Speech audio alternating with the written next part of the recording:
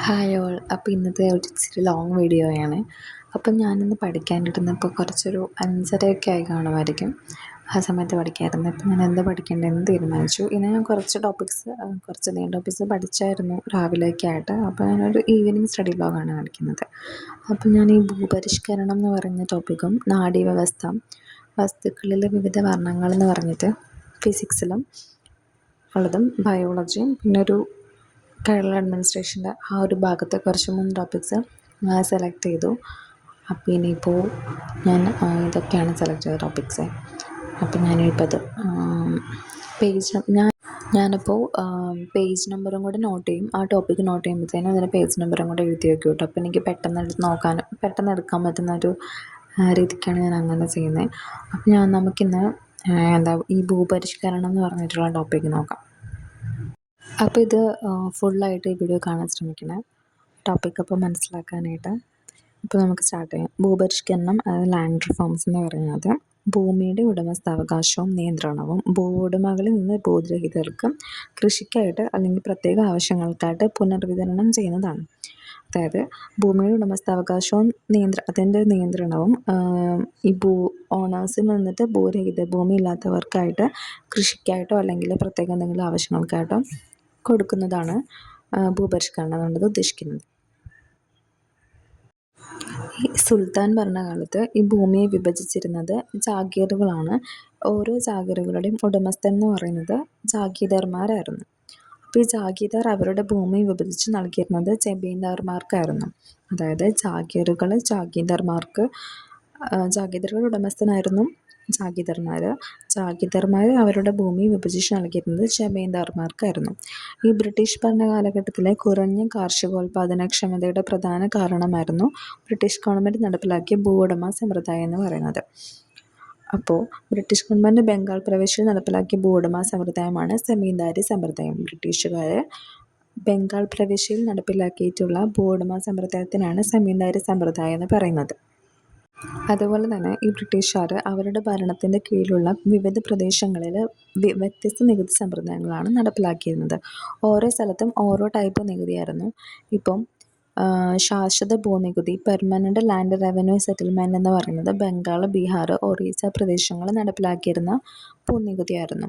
റൈഡ്വാരി system ഉണ്ടായിരുന്നത് ദക്ഷിണേന്ത്യൻ പ്രദേശങ്ങളായിരുന്നു. മഹൽവാരി വ്യവസ്ഥ ഉണ്ടായിരുന്നത് വടക്കുകിഴക്കൻ ഇന്ത്യയിലായിരുന്നു. അപ്പോൾ റൈഡ്വാരി സമ്പ്രദായം ചെറിയ രീതിയിൽ ആരംഭിച്ചത് അലക്സാണ്ടർ റീഡാണ്. റൈഡ്വാരി സമ്പ്രദായം പിൽക്കാലത്ത് വികസിപ്പിച്ചത് തോമസ് മൺറോമാണ്. സ്റ്റാർട്ട് ചെയ്തത് അലക്സാണ്ടർ റീഡും ഇത് വികസിപ്പിച്ചത് തോമസ് മൺറോയുമായിരുന്നു. കർഷകരിൽ നിന്നും നേരിട്ട് നികുതി പിരിച്ചിരുന്ന ഭൂനികുതി വ്യവസ്ഥയായിരുന്നു റൈഡ്വാരി വ്യവസ്ഥ എന്ന് പറയുന്നത്. കർഷകരിൽ നിന്ന് നേരിട്ട് നികുതി പിരിച്ചിരുന്ന ഭൂനികുതി വ്യവസ്ഥയാണ് റൈഡ്വാരി വ്യവസ്ഥ, റൈഡ്വാരി സിസ്റ്റം എന്ന് പറയുന്നത്. റൈഡ്വാരി സമ്പ്രദായത്തിൽ കർഷകൻ അറിയപ്പെട്ടിരുന്നത് റയട്ട് എന്നാണ്. റയട്ട് എന്ന് പറയുന്നത്. മഹൽവാരി സമ്പ്രദായം കൊണ്ടുവന്നത് ഹോൾട്ട് മക്കൻസിയാണ്. 1822 കൊണ്ടുവന്നത്. സ്വകാര്യ ഭൂവുടമകൾക്ക് ഭൂമി കൈവശം വയ്ക്കുന്നതിന് ഒരു ഉയർന്ന പരിധി നിശ്ചയിച്ചുകൊണ്ട് വിവിധ സംസ്ഥാനങ്ങൾ പാസാക്കിയ നിയമമാണ് ലാൻഡ് സീലിംഗ് ആക്ട്. സ്വകാര്യ ഭൂവുടമകൾക്ക് അവരുടെ ഭൂമി കൈവശം വയ്ക്കുന്നതിന് ഒരു ഉയർന്ന പരിധി നിശ്ചയിച്ചുകൊണ്ട് വിവിധ സംസ്ഥാനങ്ങൾ പാസാക്കിയ നിയമമായിരുന്നു ലാൻഡ് സീലിംഗ് ആക്ട്. ഭൂനികുതി വരുമാനം ശേഖരിക്കുന്നതിനായിട്ട് ഇന്ത്യയിൽ നിലവിലുണ്ടായിരുന്ന 3 പ്രധാന സംവിധാനങ്ങളാണ് സെമീന്ദാരി സമ്പ്രദായം. ഇതിൽ ബ്രിട്ടീഷ് ഗവൺമെൻറ് സെമീന്ദാർമാരിൽ നിന്നും സെമീന്ദാർമാർ കർഷകരിലേക്കുമായിരുന്നു. ഇതിൽ ഭൂമിയുടെ ഉടമകളായിട്ട് ബ്രിട്ടീഷ് ഗവൺമെൻറ് സെമീന്ദാർമാരായിരുന്നു നിയമിച്ചിട്ടുണ്ടായിരുന്നത്. കർഷകരിൽ നിന്നും നികുതി വാങ്ങാനുള്ള അവകാശം സെമീന്ദാർമാർക്ക് നൽകി. അതായത് ബ്രിട്ടീഷ് ഗവൺമെൻറ് നേരിട്ട് സെമീന്ദാർമാരായിരുന്നു നികുതി പിരിക്കാനായിട്ട് നിയമിച്ചിരിക്കുന്നത്. അവർ കർഷകരിൽ നിന്ന് നേരിട്ട് പിരിക്കുന്നതായിരുന്നു സെമീന്ദാരി സമ്പ്രദായം എന്ന് പറയുന്നത്. അപ്പോൾ ഈ സെമീന്ദാരി സമ്പ്രദായം നടപ്പിലാക്കിയ ഗവർണർ കോൺവാലിസ് പ്രഭുവാണ്. 1793 ശാശ്വത ഭൂനികുതി നിയമത്തിലൂടെ കോൺവാലിസ് പ്രഭു ഉണ്ടായിരുന്ന ഒരു ടൈം പീരീഡ് എന്ന് പറഞ്ഞാൽ അതാണ്. ഒരു വനിത തലപ്പത്തുണ്ടായിരുന്ന 18ാം നൂറ്റാണ്ടിലെ ഏറ്റവും വലുതും പ്രസിദ്ധവുമായിട്ടുള്ള സെമീന്ദാരികളിൽ ഒന്നാണ് രാജ്ഷാഹി എന്ന് പറയുന്നത്. ഈ സെമീന്ദാർമാരുടെ സ്വകാര്യ ഭൂമി അറിയപ്പെടുന്നത് മിൽക്കിയാത്ത് എന്നാണ് സെമീന്ദാർമാരുടെ സ്വകാര്യ ഭൂമി അറിയപ്പെടുന്നത്. ഇനി സ്വാതന്ത്ര്യാനന്തര ഇന്ത്യയിലെ ഭൂപരിഷ്കരണം നോക്കുകയാണെങ്കിൽ ഭൂപരിഷ്കരണം നടപ്പാക്കുന്നതുമായിട്ട് ബന്ധപ്പെട്ട് പശ്ചിമ ബംഗാളിൽ നടന്ന സംഭവമാണ് ഓപ്പറേഷൻ ഭാർഗ എന്ന് പറയുന്നത്. ഓപ്പറേഷൻ ഭാർഗ ആരംഭിച്ചത് 1978 ഓപ്പറേഷൻ ഭാർഗ എന്ന ഭൂപരിഷ്കരണ പ്രസ്ഥാനത്തിൻ്റെ ലക്ഷ്യം എന്ന് പറയുന്നത് ഇന്ത്യൻ ഭരണഘടനയുടെ നിർദ്ദേശക തത്വങ്ങൾക്കനുസൃതമായിട്ട് സംസ്ഥാനത്തെ ഭാർഗതാർമാരെ ഭൂവുടമകളാക്കി മാറ്റുന്നതിന് സൗകര്യമൊരുക്കുക എന്നുള്ളതായിരുന്നു ഇതിൻ്റെ ഒരു ലക്ഷ്യം. അപ്പോൾ സമ്പന്നരിൽ നിന്നും ഭൂമി ദാനമായി സ്വീകരിച്ച് ദരിദ്രർക്ക് സൗജന്യമായി നൽകുക എന്ന ലക്ഷ്യത്തോടെ ആരംഭിച്ച പ്രസ്ഥാനമാണ് ഭൂദാൻ പ്രസ്ഥാനം. ഭൂദാൻ പ്രസ്ഥാനം എന്ന് വെച്ചാൽ സമ്പന്നരിൽ നിന്നും ഭൂമി ദാനമായി സ്വീകരിച്ച് ദരിദ്രർക്ക് സൗജന്യമായി നൽകുക എന്ന ലക്ഷ്യത്തോടെ ആരംഭിച്ച പ്രസ്ഥാനമാണ്. ഈ ഭൂദാൻ പ്രസ്ഥാനം ആരംഭിച്ചത് ആചാര്യ വിനോബാവയാണ് ആരംഭിച്ചത്. ഭൂദാൻ പ്രസ്ഥാനം ആരംഭിച്ച സ്ഥലം പോച്ചപ്പള്ളിയാണ് തെലങ്കാനയിലെ.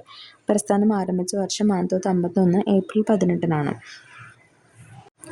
ഈ ഒരു ഭൂദാൻ പ്രസ്ഥാനത്തിലൂടെ ഏകദേശം 45 ലക്ഷത്തോളം ഏക്കർ ഭൂമി ദരിദ്രർക്ക് ലഭിച്ചു.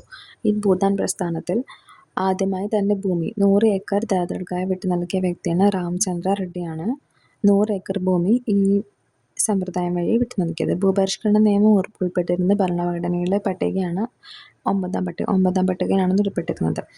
1ാം ഭേദഗതിയിലൂടെ ഭരണഘടനയിൽ കൂട്ടിച്ചേർക്കപ്പെട്ട ആർട്ടിക്കിളുകളാണ് ആർട്ടിക്കിൾ 31A ആർട്ടിക്കിൾ 31B.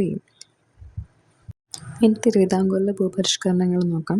കേരളത്തിൽ നിലനിന്നിരുന്ന ഒരു ഭൂവുടമ സമ്പ്രദായമായിരുന്നു ജന്മി സമ്പ്രദായം. ജന്മി സമ്പ്രദായമായിരുന്നു കേരളത്തിൽ നിലനിന്നിരുന്ന ഭൂവുടമ സമ്പ്രദായം എന്ന് പറയുന്നത്. ഇതിൽ ജന്മി തൻ്റെ ഉടമസ്ഥാവകാശമുള്ള ഭൂമി കുടിയന്മാർക്ക് കൃഷി ചെയ്യാൻ കൊടുക്കുകയും അവർ ആദായത്തിൻ്റെ ഒരംശം ജന്മിക്ക് പാട്ടമായിട്ട് നൽകുകയും ചെയ്യുന്ന സമ്പ്രദായമാണ് ഈ ജന്മി സമ്പ്രദായം എന്ന് പറയുന്നത്. ഈ തിരുവിതാംകൂർ പ്രദേശത്ത് നിലനിന്നിരുന്ന ഭൂവുടമകൾ വളരെ സങ്കീർണവും പ്രത്യേക കുടികിടപ്പുകളും കുടിയേറ്റങ്ങളും ഉള്ളവരായിരുന്നു. അപ്പോൾ ഈ ഒരു ഭൂവുടമസ്ഥകളിലെ സങ്കീർണതകൾ നീക്കാനായിട്ട് തിരുവിതാംകൂറിൽ ഭൂമിയെ 2 വിഭാഗങ്ങളായിട്ടാണ് തിരിച്ചിരുന്നത്. പണ്ടാരവക, അതായത് സർക്കാരിൻ്റെ ഭൂമിയായിരുന്നു. പണ്ടാരവക ഭൂമിയിൽ സർക്കാരിന് ലഭിച്ചിരുന്ന നികുതികളായിരുന്നു പണ്ടാരപ്പാട്ടം, പണ്ടാരവക ഒറ്റി, ഇനം, വിരുത്തി, പണ്ടാരവക കുടിജന്മം, കാരമുഴുവ് എന്ന് പറഞ്ഞിട്ടുള്ള നികുതികൾ. ഈ ജന്മം എന്ന് പറഞ്ഞാൽ ബ്രാഹ്മണരുടെയും ദേവസ്വങ്ങളുടെയും പ്രാദേശിക പ്രമാണിമാരുടെയും ഉടമസ്ഥതയിലുള്ള സമ്പൂർണ്ണ സ്വകാര്യ ഭൂമിയായിരുന്നു ജന്മം സ്വത്തുകൾ എന്ന് പറയുന്നത്. ജന്മം ഭൂമിയുടെ ഉടമസ്ഥർ എന്ന് പറയുന്നത് ജന്മികളായിരുന്നു. അപ്പോൾ ഈ ജന്മം ഭൂമിയിൽ നിന്നും പിരിച്ചിരുന്ന നികുതികളായിരുന്നു വെറും പാട്ടവും അട്ടിപ്പേരും. കരൈമസ്, ഒറ്റി, പണയം, കാണപ്പാട്ടം, കുഴിക്കാണം, ഇനം, വെറുംപാട്ടം, കുടികിടപ്പ് ഇതൊക്കെ ജന്മിമാർ ജന്മം ഭൂമിയിൽ നിന്നും പിരിച്ചിരുന്ന നികുതികളായിരുന്നു. ജന്മം ഭൂമി എന്ന് വെച്ചാൽ ബ്രാഹ്മണരുടെയും ദേവസ്വങ്ങളുടെയും പ്രമാണിമാരുടെയും ഉടമസ്ഥയിലുള്ള സ്വകാര്യ ഭൂമികളായിരുന്നു. അപ്പം അതൊക്കെയായിരുന്നു ഈ വരുന്ന തിരുവിതാംകൂറിലെ ഭൂപരിഷ്കരണത്തിൽ ജന്മി സമ്പ്രദായത്തിൽ വരുന്നത്. ഇനിയാണ് പണ്ടാരപ്പാട്ട വിളംബരം വരുന്നത്. അത് 1865 ഉള്ളത്. തിരുവിതാംകൂറിലെ കർഷകരുടെ മാഗ്ന കാർട്ട എന്നറിയപ്പെടുന്നതാണ് ഈ പണ്ടാരപ്പാട്ട വിളംബരമാണ്. ഇപ്പോൾ ഒരു പണ്ടാരപ്പാട്ട വിളംബരത്തിൻ്റെ അനന്തരഫലമാണ് പണ്ടാരവക ഭൂമിയിലെ കുടിയന്മാർക്ക് അവർ കൃഷി ചെയ്യുന്ന ഭൂമി സ്വന്തമായിട്ട് നൽകി. അതേപോലെയാണ് പണ്ടാര വസ്തുവകകൾ തലമുറയായിട്ട് അനുഭവിക്കാനും കൈമാറ്റം ചെയ്യാനുള്ള അവകാശം കുടിയാന് കിട്ടി. 2 അവകാശങ്ങൾ കിട്ടി. പണ്ടാരവക ഭൂമിയിലെ കുടിയന്മാർക്ക് അവർ കൃഷി ചെയ്യുന്ന ഭൂമി സ്വന്തമായിട്ട് കിട്ടി. അതേപോലെ തന്നെ അത് കൈമാറ്റം ചെയ്യാനും തലമുറയായിട്ട് അനുഭവിക്കാനുള്ള അവകാശങ്ങൾ കിട്ടി. ഈ പണ്ടാരപ്പാട്ട വിളംബരം നടന്ന സമയത്ത് തിരുവിതാംകൂർ രാജാവ് ആയില്യം തിരുനാളാണ്. പണ്ടാരപ്പാട്ട വിളംബരം നടപ്പിലാക്കിയ ദിവാനായിരുന്നു ടി മാധവറാവു. ഇനി ജന്മി കുടിയാൻ വിളംബരം 1867 ജന്മി കുടിയാൻ വിളംബരം പുറപ്പെടുവിച്ച വർഷം 1867 പണ്ടാരപ്പാട്ട വിളംബരം 1865 അപ്പോൾ ഈ ജന്മി കുടിയാൻ വിളംബരത്തിൻ്റെ അനന്തരഫലം എന്ന് പറയുന്നത് ജന്മിമാരുടെ വസ്തുവിൽ കുടിയാനുള്ള അവകാശത്തിന് സ്ഥിരത കിട്ടി. സ്ഥിരത ഉറപ്പാക്കിയിട്ടുള്ള ഒരു വിളംബരമായിരുന്നു ഈ ജന്മി കുടിയാൻ വിളംബരം എന്ന് പറയുന്നത്. ഈ ഒരു ജന്മി കുടിയാൻ വിളംബരം അറിയപ്പെട്ടിരുന്ന മറ്റൊരു പേരായിരുന്നു കാണപ്പാട്ട വിളംബരം എന്ന് പറയുന്നത്. കാണപ്പാട്ട വിളംബരം എന്നാണ് ഇത് അറിയപ്പെട്ടിരുന്ന മറ്റൊരു പേരെന്ന് പറയുന്നത്. അപ്പോൾ ഈ ജന്മി കുടിയാൻ വിളംബരം പുറപ്പെടുവിച്ച സമയത്ത് തിരുവിതാംകൂർ രാജാവ് ആയില്യം തിരുനാളാണ്. പണ്ടാരപ്പാട്ട വിളംബര സമയത്തെയും ജന്മി കുടിയാൻ വിളംബര സമയത്തെയും രാജാവ് എന്ന് പറയുന്നത് ആയില്യം തിരുനാൾ തന്നെയാണ്. ഇനി കണ്ടെടുത്ത വിളംബരം അത് 1886 1886 കണ്ടെഴുത്ത് വിളംബരം. അതിൽ പറയുന്നത് കണ്ടെഴുത്ത് വിളംബരം പുറപ്പെടുവിച്ചത് 1986. വിളംബരത്തിൻ്റെ അനന്തരഫലം എന്ന് പറഞ്ഞാൽ ഇടനിലക്കാരുടെ കൈവശമുണ്ടായിരുന്ന ഭൂമി കണ്ടുകെട്ടി കുടിയാന്മാർക്ക് നൽകി. അതിൽ ഇടനിലക്കാരുടെ കൈവശം ഉണ്ടായിരുന്ന അവർ കൈവശം വെച്ചുകൊണ്ടിരുന്ന ഭൂമി കണ്ടുകെട്ടിയിട്ട് അത് കുടിയാന്മാർക്ക് കൊടുത്തു.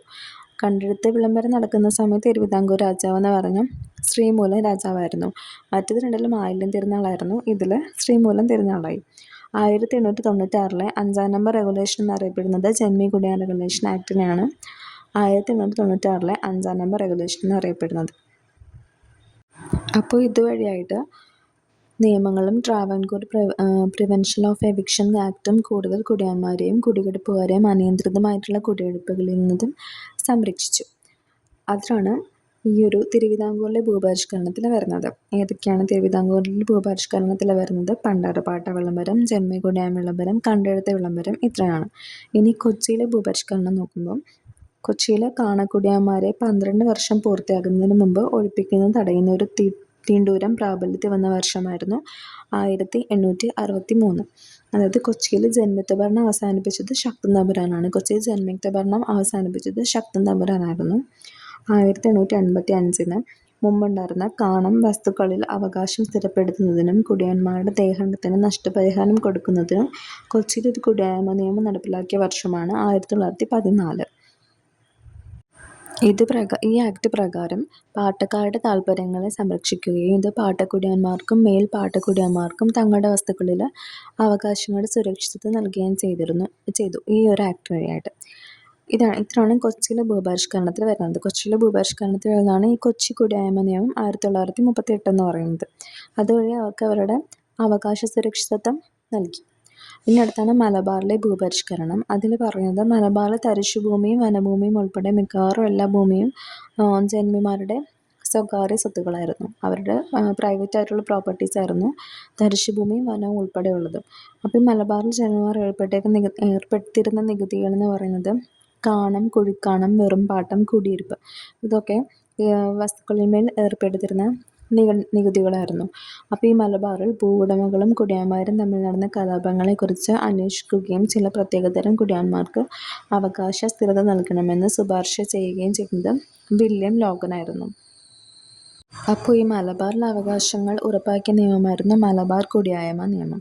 മലബാർ കുടിയായ്മ നിയമം നിലവിൽ വന്നത് 1929 മലബാർ കുടിയായ്മ നിയമം 1929 ഭേദഗതി ചെയ്യപ്പെട്ട വർഷങ്ങൾ 3 പ്രാവശ്യം ഭേദഗതി ചെയ്തിട്ടുണ്ട്. 1945, 1951, 1954 ഭേദഗതി ചെയ്തിട്ടുണ്ട്. പിന്നെയാണ് തിരുക്കൊച്ചിയിലെ ഭൂപരിഷ്കരണം വരുന്നത്. ഇന്ന് തിരുവിതാംകൂറിലും കൊച്ചിയിലും സർക്കാർ ഭൂമിക്കും ജന്മിമാരുടെ ഭൂമിക്കും പുറമെ ഉണ്ടായിരുന്ന ഭൂമികളായിരുന്നു സർക്കാർ ദേവസ്വം വകഭൂമി, കണ്ടുകൃഷി വകഭൂമി, ഇടംവകെ ശ്രീപാദം വകഭൂമി, തിരുവിതാംകൂറിലെ ശ്രീ പണ്ടാര വകഭൂമി. ഇത്രയായിരുന്നു ഈ ഒരു കൊച്ചിയിലെ സർക്കാരിനും തിരുവിതാംകൂറിനും ജന്മിക്കും ഭൂമിക്കും പുറമെ ഉണ്ടായിരുന്ന വേറെ ഭൂമികളെന്ന് പറയുന്നത്. അപ്പോൾ ഈ ഒരു സർക്കാർ ദേവസ്വം വകഭൂമി പണ്ടാര ഭൂമിയായിട്ട് പ്രഖ്യാപിക്കപ്പെട്ടത് ME 1907 രാജകീയ പ്രഖ്യാപനത്തിലൂടെയാണ്. അപ്പോൾ ഒരു estate and recovery regulation 1893 Thiruvithamkoor ഇടവകെ റെഗുലേഷൻസ് 1937. ഈ 2 ആക്ട് വഴിയാണ് ഇടവകെ ഭൂമിയുടെ അവകാശം അതിൻ്റെ ഉടമകൾക്ക് നൽകിക്കൊണ്ടുള്ള 2 നിയമങ്ങളാണ് estate rent recovery regulations 1893, Thiruvithamkoor ഇടവക റെഗുലേഷൻസ് 1934. ഇനി സ്വാതന്ത്ര്യലബ്ധിക്ക് ശേഷം നിയമരഹിതമായ ഒഴിപ്പിക്കൽ നിന്ന് കൃഷിക്കാർക്ക് സംരക്ഷണം നൽകാൻ തിരുവിതാംകൂർ കൊച്ചി ഗവൺമെൻറ് പാസ്സാക്കിയിട്ടുള്ള നിയമമാണ് stay of execution proceedings act 1950. Stay of execution proceedings act നിയമരഹിതമായിട്ടുള്ള ഒഴിപ്പിക്കലിൽ നിന്ന് കൃഷിക്കാർക്ക് സംരക്ഷണം നൽകുന്ന ഒരു ആക്ടാണ്. അപ്പോൾ ഈ തിരുവിതാംകൂറിൽ കാനം ടെനൻസി ആക്ട് നിലവിൽ വന്നത് 1955. ഭൂവുടമസ്ഥ കൈവശാവകാശ നിയന്ത്രണ നിയമം നിലവിൽ വന്നത് 1954. അപ്പോൾ ഇതൊക്കെയാണ് തിരുക്കൊച്ചിയിലെ ഭൂപരിഷ്കരണത്തിൽ വരുന്ന കാര്യങ്ങൾ. അപ്പോൾ ഇത്ര നേരം നമ്മൾ നോക്കിയത് സ്വാതന്ത്ര്യാനന്തര ഇന്ത്യയിലത്തെ ഭൂപരിഷ്കരണങ്ങളായിരുന്നു. ഇനിയിപ്പോൾ കേരള ഭൂപരിഷ്കരണം നോക്കുമ്പം 1ാം EMSൻ്റെ കാലത്ത് EMS സർക്കാരിൻ്റെ കാലത്തോടെ നോക്കാം. കേരളത്തിൽ കുടിയൊഴിപ്പിക്കൽ നിരോധന നിയമം, അതായത് Kerala stay of eviction proceedings act പാസ്സാക്കിയ വർഷം 1957 ഈ ഒരു ഒന്നാം EMS സർക്കാരിൻ്റെ കാലത്ത് സമഗ്ര ഭൂപരിഷ്കരണ നിയമം നിർമ്മിക്കുന്നതിന് അച്യുതമേനോൻ കൺവീനറായിട്ടുള്ള ഒരു സമിതി രൂപീകരിച്ചു. ഈ സമയത്ത് മന്ത്രിസഭയിലെ റവന്യൂ മന്ത്രിയായിരുന്ന KR ഗൗരിയമ്മ ഗൗരമ്മയായിരുന്നു കാർഷിക ബന്ധ ബില്ല് അവതരിപ്പിച്ചു. 1957 ഡിസംബർ 21 കേരള കാർഷിക ബില്ല് അവതരിപ്പിച്ചു. കേരള നിയമസഭ കാർഷിക ബന്ധ ബില്ല് പാസ്സാക്കിയത് 1959 ജൂൺ 10 ഇത് പക്ഷേ കാർഷിക ബന്ധ ബില്ല് ഭരണഘടനയുടെ 201 അനുച്ഛേദം അനുസരിച്ച് രാഷ്ട്രപതി തിരിച്ചയക്കാനുണ്ടായത്. അതോടെ 1959 ജൂലൈ 30 വിമോചന സമരത്തെ തുടർന്ന് ഒന്നാം EMSന്റെ മന്ത്രിസഭ പിരിച്ചുവിട്ടു. അതിനുശേഷം പിന്നീട് വന്നത് പട്ടംതാണുപിള്ളയുടെ സർക്കാരായിരുന്നു. വിമോചന സമരത്തിന് പിന്നാലെ 1960 ഫെബ്രുവരി 22 ഈ ഒരു പട്ടംതാണുപിള്ളയുടെ മന്ത്രിസഭ നിലവിൽ വന്നു. അപ്പോൾ കാർഷിക ബില്ല് നിയമം ഭേദഗതികളോടെ വീണ്ടും പാസ്സാക്കി. 1960 ഒക്ടോബർ 15 അത് പാസ്സാക്കി. ഈ നിയമത്തിന് 1961 ജാനുവരി 21 രാഷ്ട്രപതി അംഗീകാരം ലഭിച്ചത്.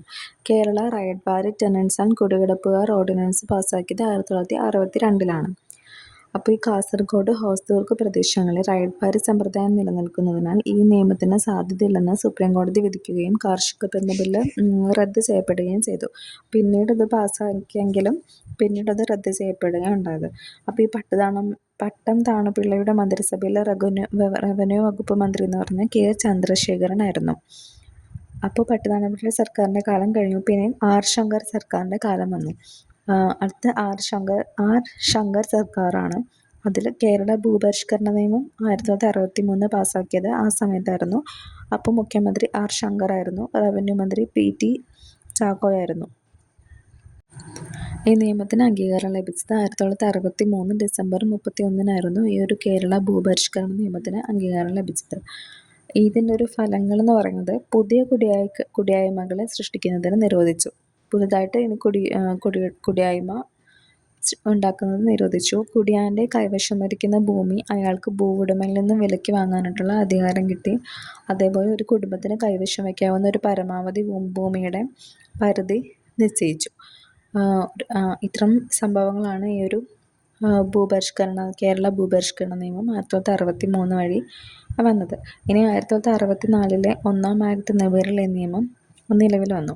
എന്നാൽ സർക്കാരിന് ഈ നിയമം നടപ്പിലാക്കാൻ കഴിഞ്ഞില്ല. ഇത് വീണ്ടും ഒന്നാം ആക്ട് എന്ന പേരിലാണ് നിലവിൽ വന്നത്. പക്ഷെ ഇതിന് നിയമം നടപ്പിലാക്കാൻ പറ്റിയില്ല. പിന്നെ രണ്ടാം EMS സർക്കാരിൻ്റെ ആയിരുന്നു അടുത്ത ടൈമിൽ.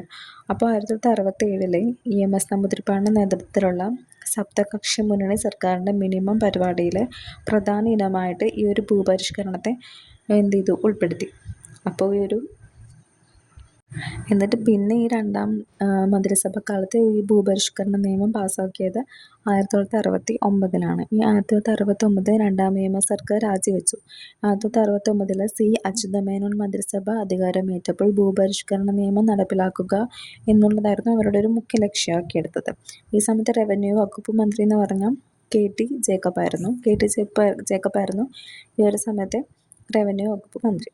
1970 ജാനുവരി 1 കേരള ഭൂപരിഷ്കരണ ഭേദഗതി നിയമം നടപ്പിലാക്കി. ഈ അടുത്ത കേരളത്തിൽ ഭൂപരിഷ്കരണത്തിന് 50-ാം വാർഷികം ആചരിച്ച് 2020 പിണറായി വിജയനായിരുന്നു മുഖ്യമന്ത്രി ആ സമയത്ത്. അതേപോലെ ഈ കേരള ഭൂപരിഷ്കരണ നിയമം 1963 4 അധ്യായങ്ങളാണുള്ളത്. ഇതിന് കീഴിൽ വരുന്ന അധികാരികളെന്ന് പറഞ്ഞാൽ ലാൻഡ് ട്രിബ്യൂണൽ, അപ്പലേറ്റ് ട്രൈബ്യൂണലേറ്റ്, taluk land board, land reforms review ബോർഡാണ്. ഇങ്ങനെ 4 എണ്ണമാണ് അധികാരികൾ വരുന്നത്. ഈ ലാൻഡ് ട്രിബ്യൂണൽ എന്ന് പറയുമ്പോഴത്തേനും ലാൻഡ് ട്രിബ്യൂണലുകളുടെ രൂപീകരണത്തെക്കുറിച്ച് പ്രതിപാദിപ്പിക്കുന്ന 1963 നിയമത്തിലെ 1963 സെക്ഷനാണ് 99ാമത്തെ സെക്ഷനാണ് ഇതിൻ്റെ രൂപീകരണത്തെക്കുറിച്ച് പറയുന്നത്. ഈ ലാൻഡ് ട്രിബ്യൂണൽ എന്ന് പറഞ്ഞ ഒരു ജുഡീഷ്യൽ ഉദ്യോഗസ്ഥൻ നയിക്കുന്ന ഒരു ഏകാംഗ സമിതിയാണ് ലാൻഡ് ട്രിബ്യൂണൽ എന്ന് പറയുന്നത്. അപ്പലേറ്റ് ട്രൈബ്യൂണലേറ്റ് എന്ന് പറയുന്നത് ഇതിൻ്റെ സെക്ഷൻ എന്ന് പറയുന്നത് 99A ഇതിനെക്കുറിച്ച് പറയുന്നത്. താലൂക്ക് ലാൻഡ് ബോർഡ് എന്ന് വെച്ചാൽ ഭൂപരിധി നിർണ്ണയിച്ച് മിച്ചഭൂമി കണ്ടെത്തുന്നതിന് വേണ്ടിയിട്ട് സർക്കാർ രൂപീകരിച്ചിരിക്കുന്ന ഒരു സമിതിയാണത്. ഈ താലൂക്ക് ലാൻഡ് ബോർഡിൻ്റെ രൂപീകരണത്തെക്കുറിച്ച് പ്രതിപാദിക്കുന്ന സെക്ഷൻ 100A ആണ്. ഇനി ലാൻഡ് റിഫോംസ് റിവ്യൂ ബോർഡ് എന്ന് പറഞ്ഞാൽ ഭൂപരിഷ്കരണ നിയമം നടപ്പിലാക്കുന്നതിൻ്റെ പുരോഗതി വിലയിരുത്തേക്ക് എന്താണ് ഇതിൻ്റെ ഒരു ലക്ഷ്യം എന്ന് പറയുന്നത്. ലാൻഡ് റിഫോംസ് റിവ്യൂ ബോർഡിൻ്റെ രൂപീകരണത്തെക്കുറിച്ച് പ്രതിപാദിപ്പിക്കുന്നത് സെക്ഷൻ എന്ന് പറഞ്ഞാൽ 100D ആണ്. ഇതെല്ലാം ഇമ്പോർട്ടൻ്റ് അല്ല, എന്നാലും വരാൻ ചാൻസ് ഉള്ള ക്വസ്റ്റ്യൻസാണ്. അപ്പോൾ ഇത്രയാണ് ഭൂപരിഷ്കരണത്തിലുള്ളത്. പിന്നെ ഭൂപരിഷ്കരണവുമായിട്ട് ബന്ധപ്പെട്ട് കേരളത്തിൽ പാസ്സാക്കിയിട്ടുള്ള മറ്റ് നിയമങ്ങളൊന്ന് നോക്കാം. ഫസ്റ്റ് എന്തൊക്കെയാണ് വരുന്നത് വെച്ചാൽ Kerala land assignment act 1916, Kerala ഭൂവിനിയോഗ ഉത്തരവ് 1967, കേരള നെൽവയൽ തണ്ണീർത്തട സംരക്ഷണ നിയമം 2008, കേരള ഭൂസംരക്ഷണ നിയമം, റവന്യൂ റിക്കവറി ആക്ട്, ഇത്ര ആക്റ്റാണ് വരുന്നത്. ഇനി ഓരോ നോക്കാം. കേരള ലാൻഡ് അസൈൻമെൻറ്റ് ആക്ട് 1960 എന്തെന്ന് വെച്ചാൽ സർക്കാർ ഭൂമിയുടെ അസൈൻമെൻറ്റ് നിയന്ത്രിക്കുന്നതിനായിട്ട് സംസ്ഥാനമൊട്ടാകെ സമഗ്രമായ ഒരു നിയമനിർമ്മാണം നടപ്പാക്കുക എന്ന ഉദ്ദേശത്തോടു കൂടിയിട്ടുള്ള പാസ്സാക്കപ്പെട്ടിട്ടുള്ള ഒരു നിയമമാണ്. നിലവിൽ വന്നത് 1960 ഈ നിയമം നിലവിൽ വരുന്നതിന് മുമ്പ് തിരുക്കൊച്ചിയിലെ സർക്കാർ ഭൂമിയുടെ അസൈൻമെൻറ്റ് നിയന്ത്രിച്ചിരുന്നത് തിരുക്കൊച്ചി ലാൻഡ് അസൈൻമെൻറ്റ് നിയമമായിരുന്നു. മലബാർ ഭാഗങ്ങളിൽ സർക്കാർ ഭൂമി നിയന്ത്രിക്കപ്പെട്ടിരുന്ന നിയമം എന്ന് പറയുന്നത് ഗവൺമെൻറ് ഗ്രാൻഡ്സ് ആക്ട് ആയിരുന്നു. ഈ രണ്ട് നിയമം വഴിയായിരുന്നു ഇതിനു മുമ്പ് ഇത് തിട്ടപ്പെട്ടിരുന്നെങ്കിലും കേരള ലാൻഡ് അസൈൻമെൻറ്റ് ആക്ട് പ്രകാരം ആ ആക്ട് വഴിയായിരുന്നു ഭൂമി തിട്ടപ്പെടുത്തിയിരുന്നത്. ഇനി കേരള ഭൂവിനിയോഗ ഉത്തരവ് 1967, അതായത് കേരള ലാൻഡ് യൂട്ടിലൈസേഷൻ ഓർഡർ എന്ന് പറയുന്നത് ഭക്ഷ്യവിളകളുടെ കൃഷി നടപ്പിലാക്കാൻ ജില്ലാ കളക്ടർക്ക് അധികാരം നൽകുന്ന ഒരു ഉത്തരവാണിത്. ഇത് നിലവിൽ വന്നത് 1967. ഇനി കേരള നെൽവയൽ തണ്ണീർത്തട സംരക്ഷണ നിയമം 2008. അതിൽ പറയുന്നതെന്ന് വെച്ചാൽ കേരളത്തിലെ നെൽവയലുകളുടെയും തണ്ണീർത്തടങ്ങളുടെയും സംരക്ഷിക്കുന്നതിനും അവയുടെ പരിവർത്തന പ്രവർത്തനങ്ങളെ നിയന്ത്രിക്കുന്നതിനും പരിസ്ഥിതി സംരക്ഷണത്തിനും കാർഷിക മേഖലയുടെ വളർച്ചയ്ക്കുമായിട്ട് നിലവിൽ വന്നിട്ടുള്ളൊരു നിയമമാണ് ഇതെന്ന് പറയുന്നത്. എന്തൊക്കെയാണ്? കേരളത്തിലെ നെൽവയലുകളുടെയും തണ്ണീർത്തടങ്ങളുടെയും സംരക്ഷണത്തിനും അതിൻ്റെ പ്രവർത്തനങ്ങൾ നിയന്ത്രിക്കുന്നതിനും പരിസ്ഥിതിയുടെ സംരക്ഷണത്തിനും കാർഷിക മേഖലയുടെ വളർച്ചയ്ക്കുമായിട്ട് നിലവിൽ വന്ന ഒരു ആക്റ്റാണ്. 2008 ഓഗസ്റ്റ് 11 നിലവിൽ വന്നത്. ഇനി അടുത്തത് കേരള ഭൂസംരക്ഷണ നിയമമാണ്. 1957 അത് വന്നത്. സർക്കാർ ഭൂമിയിലെ അനധികൃത കയ്യേറ്റം തടയാനായിട്ട് നിലവിൽ വന്നിട്ടുള്ളൊരു ഏകീകൃതമായിട്ടുള്ള നിയമമാണ് ഈ കേരള ഭൂസംരക്ഷണ നിയമം. 1957 ഇത് നിലവിൽ വന്നിട്ടുള്ളത്. സർക്കാർ ഭൂമിയിൽ അനധികൃത കയ്യേറ്റം കണ്ടെത്തുന്നതിനായിട്ട് നിലവിലുണ്ടായിരുന്ന നിയമങ്ങൾ ഏതൊക്കെയായിരുന്നു എന്ന് വെച്ചാൽ അതുവരെ ഉണ്ടായിരുന്ന നിയമങ്ങൾ എന്ന് വെച്ചാൽ തിരുവിതാംകൂർ കൊച്ചി ഭൂസംരക്ഷണ നിയമം 1951, മദ്രാസ് ഭൂമി കയ്യേറ്റ നിയമം 1905. ഈ രണ്ട് നിയമങ്ങളായിരുന്നു അതുവരെ ഉണ്ടായിരുന്നത്. എന്നാൽ ഈ ഒരു കേരള ഭൂസംരക്ഷണ നിയമം 1957 പ്രകാരം അനധികൃത കയ്യേറ്റം നേടാനായിട്ട് ഈ ആക്റ്റാണ് പിന്നെ ഉപയോഗപ്പെടുത്തിയത്. അപ്പോൾ ഈ നിയമം ഔദ്യോഗികമായിട്ട് ഗസറ്റിൽ പ്രസിദ്ധീകരിച്ചത് 1958 ജാനുവരി 15 ഭേദഗതി ചെയ്യപ്പെട്ടത് 1971, 2000, 2009 3 പ്രാവശ്യം ഇത് ഭേദഗതി ചെയ്യപ്പെട്ടിട്ടുണ്ട്. അടുത്ത് കേരള റവന്യൂ റിക്കവറി ആക്ട് 1968 ഇതിൽ പറയുന്നത് പൊതുവരുമാനത്തിന് കുടിശ്ശിക തിരിച്ചു പിടിക്കുന്നതുമായിട്ട് ബന്ധപ്പെട്ടുള്ള നിയമങ്ങൾ ഏകീകരിക്കാനും ഭേദഗതി ചെയ്യാനുമായിട്ട് നിലവിൽ വന്നിട്ടുള്ള ഒരു ആക്റ്റാണ് ഈ ഒരു കേരള റവന്യൂ ആക്ട് എന്ന് പറയുന്നത്. നിലവിൽ വന്നത് 1968 നികുതിയുടെ ഭൂമിയുടെ നികുതി കുടിശ്ശിക തിരിച്ചു പിടിക്കുന്നതിനുള്ള വ്യത്യസ്ത മാർഗങ്ങൾ നിയമത്തിൽ പരാമർശിക്കുന്നത്. അതായത് ഭൂമിയുടെ നികുതി കുടിശ്ശിക തിരിച്ചു പിടിക്കാനായിട്ടുള്ള ഒരു ആക്റ്റാണ് ഇതെന്ന് പറയുന്നത്. അപ്പോൾ ഇത്രയാണ് നമ്മൾ ഈ ഒരു ഭൂപരിഷ്കരണം എന്ന് പറയുന്ന ടോപ്പിക്കിൽ വരുന്ന കാര്യങ്ങൾ. ഇതിലൂടെ ഇപ്പോൾ നമ്മൾ ആദ്യം നിലവിലുണ്ടായിരുന്ന ഭൂനികുതി വ്യവസ്ഥകളും ഏത് പ്രദേശത്തൊക്കെ ഇത് ഉണ്ടായിരുന്നെന്നും പിന്നെ സ്വാതന്ത്ര്യാനന്തര ഇന്ത്യയിൽ എങ്ങനെയായിരുന്നെന്നും കേരളത്തിൽ എങ്ങനെയായിരുന്നെന്നും ഓരോ സർക്കാരിൻ്റെ കാലത്ത് എങ്ങനെയായിരുന്നു എന്നൊക്കെ ഉള്ളതൊക്കെ തിരുവിതാംകൂറിലെയും മലബാറിലെയും കൊച്ചിയിലെയും തിരുക്കൊച്ചിയിലെയും ഭൂപരിഷ്കരണം അങ്ങനെയുള്ള കാര്യങ്ങളൊക്കെ തന്നെ നോക്കിയിട്ടുണ്ട്. എല്ലാം തന്നെ കവർ ചെയ്തിട്ടുണ്ട്. അപ്പോൾ ഈ ഒരു ടോപ്പിക് എന്ന് പറയുന്നത് എല്ലാ എക്സാമിനും യൂസ്ഫുൾ ആവുന്നതാണ്. 10th ലെവലിനും +2 ആണെങ്കിലും ഡിഗ്രി ലെവലിനാണെങ്കിലും എല്ലാ എക്സാമിനുള്ളൊരു ടോപ്പിക്കാണ്. കേരള അഡ്മിനിസ്ട്രേഷൻ ആ ഒരു ആക്റ്റുകൾ അതിനകത്ത് വരുന്നൊരു ആക്റ്റാണ് ഈ ഒരു ലാൻഡ് റിഫോംസ് ആക്ട് എന്ന് പറയുന്നത്, ഭൂപരിഷ്കരണം എന്ന് പറയുന്നത്. അപ്പോൾ ഒരു കുറച്ച് വാസ്തവായിട്ടുള്ളൊരു ടോപ്പിക്കായിരുന്നു. അപ്പോൾ അത് ഞാൻ മാക്സിമം പറഞ്ഞു കഴിഞ്ഞിട്ടുണ്ടെന്ന് വിശ്വസിക്കുന്നു. അപ്പോൾ ഞാനിപ്പോൾ ഈ ടോപ്പിക്ക് പഠിച്ചു കഴിഞ്ഞിട്ട് ഞാൻ ഇന്ന് ഉദ്ദേശിച്ചിരിക്കുന്ന 3 വേറെ ടോപ്പിക് ഉണ്ടായിരുന്നു. അപ്പോൾ അത് ഞാൻ നോക്കാൻ പോകുന്നേ ഉള്ളൂ. അടുത്ത ഞാൻ ഉദ്ദേശിച്ചത് നാഡീവ്യവസ്ഥയായിരുന്നു. നാഡീവ്യവസ്ഥ ഞാനിപ്പം എഴുതി വെച്ചിട്ടുണ്ട്. ഇതിപ്പോൾ ഞാൻ എൻ്റെ വോയിസും ഈ ഒരു വീഡിയോ ആയിട്ടൊരു ബന്ധം ഉണ്ടാവില്ല. ഞാൻ ടൈം ലാപ്സ് ആയിരുന്നില്ല, നോർമലി ഷൂട്ട് ചെയ്യുമായിരുന്നു ചെയ്തത്. അപ്പോൾ അതിന് ഞാൻ വോയിസ് ഓവർ കൊടുക്കുകയാണ് ചെയ്യുന്നത്. പിന്നെ അപ്പോൾ എനിക്കിനിയിപ്പോൾ ബാക്കി ടോപ്പിക്കും കൂടെ നോക്കാനുണ്ട്. ഞാനപ്പോൾ ഇതിൻ്റെ ഒരു വീഡിയോ മാത്രമാണ് ഇതിൽ ഉൾപ്പെടുത്തിയിരിക്കുന്നത്. അപ്പോൾ നിങ്ങൾക്ക് ഇനി വേറെ ടോപ്പിക്ക് എന്തെങ്കിലും വേണം, എന്തെങ്കിലും സജഷനൊക്കെ ഉണ്ടെങ്കിൽ കമൻറ്റ് ചെയ്യണം. പിന്നെ ഇത് വീഡിയോ യൂസ്ഫുൾ ആവുകയാണെങ്കിൽ, ഇഷ്ടമാണെങ്കിൽ എന്തെങ്കിലും തിരുത്തലുകളൊക്കെ വേണമെന്നുണ്ടെങ്കിലും അതും കമൻറ്റ് ചെയ്യാൻ മറക്കരുത്. അപ്പോൾ ഈ ഒരു വീഡിയോ മാക്സിമം ഫുള്ളായിട്ട് തന്നെ കാണാൻ ശ്രമിക്കുക കേട്ടോ. നിങ്ങൾക്ക് വീഡിയോ ഇഷ്ടമാണെങ്കിൽ ലൈക്ക് ചെയ്യാനും ചാനൽ സബ്സ്ക്രൈബ് ചെയ്യാനും മറക്കരുത്. അപ്പോൾ ഞാൻ ഇനിയും ഇതുപോലെ യൂസ്ഫുൾ ആയിട്ടുള്ള കണ്ടൻറ്റൊക്കെ ചാനൽ അപ്ലോഡ് ചെയ്യുന്നതായിരിക്കും. ഇനി ഞാൻ കുറച്ച് ടോപ്പിക്സൊക്കെ വീഡിയോ ചെയ്യാനായിട്ട് ഉദ്ദേശിക്കുന്നുണ്ട്. അപ്പം ഡു ഫോളോ മീ. അപ്പോൾ ഓക്കെ, താങ്ക്സ് ഫോർ വാച്ചിങ്.